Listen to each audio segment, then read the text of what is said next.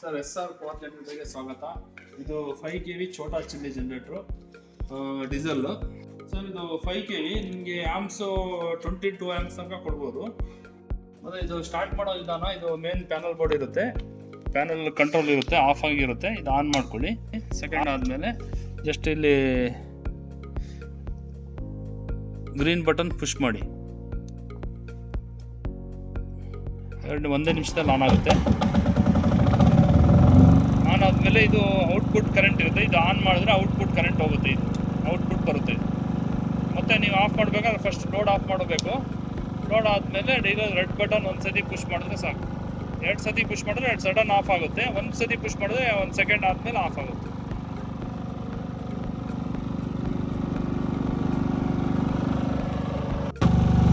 Sir ಇದು engine RPM ಎಷ್ಟು RPM ತಿರುಗ್ತಾ ಇದೆ ಅಂತ 3000 ಇರಬೇಕು RPM.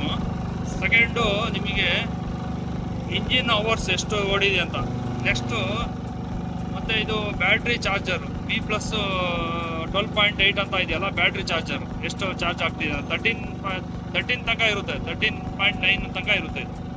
ನೆಕ್ಸ್ಟು ಇದು ನಿಮಗೆ ಫ್ರೀಕ್ವೆನ್ಸಿ ಸೈಕಲ್ಸ್ 50 ಸೈಕಲ್ಸ್ ಬರಬೇಕು, ಅಷ್ಟು ವೋಲ್ಟೇಜ್ ಬರಬೇಕಂದ್ರೆ 240 ವೋಲ್ಟೇಜ್ ಬರಬೇಕಂದ್ರೆ. ಮತ್ತು ಇದು ವೋಲ್ಟೇಜ್ ಎಷ್ಟು ವೋಲ್ಟೇಜ್ ಬರ್ತಾ ಇದೆ ಅಂತ, ಫೇಸ್ ನ್ಯೂಟ್ರಲ್. ನಿಮಗೆ ವೋಲ್ಟೇಜು 235 ವೋಲ್ಟೇಜ್ ಬರ್ತಾ ಇದೆ ಇದರಲ್ಲಿ.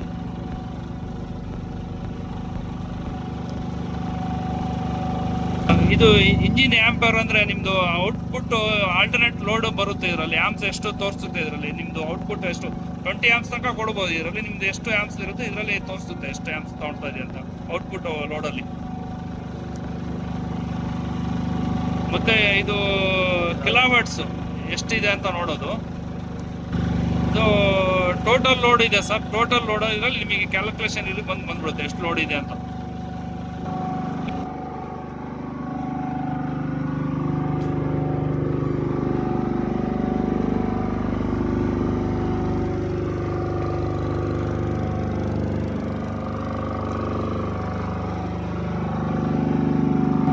ಇದು 1 ಸತಿ ಪ್ರೆಸ್ ಮಾಡಿದ್ರೆ 30 ಸೆಕೆಂಡ್ ತೊಗೊಳುತ್ತೆ.